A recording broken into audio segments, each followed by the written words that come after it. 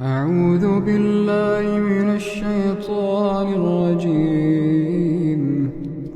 بسم الله الرحمن الرحيم. هل أتاك حديث الغاشية؟ وجوه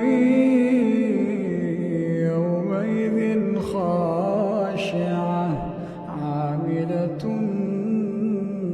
ناصبة تصلى نارا حامية تسقى من عين آنية ليس لهم طعام إلا من ضريع لا يسمن ولا يغني من جوع وجوه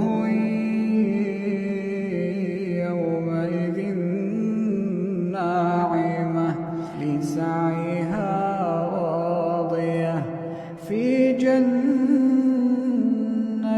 عالية لا تسمع فيها لاغية فيها عين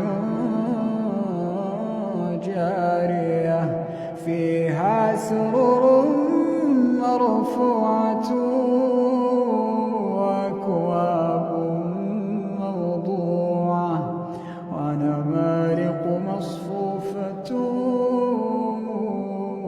وزرابي مبثوثة أفلا ينظرون إلى الإبل كيف خلقت وإلى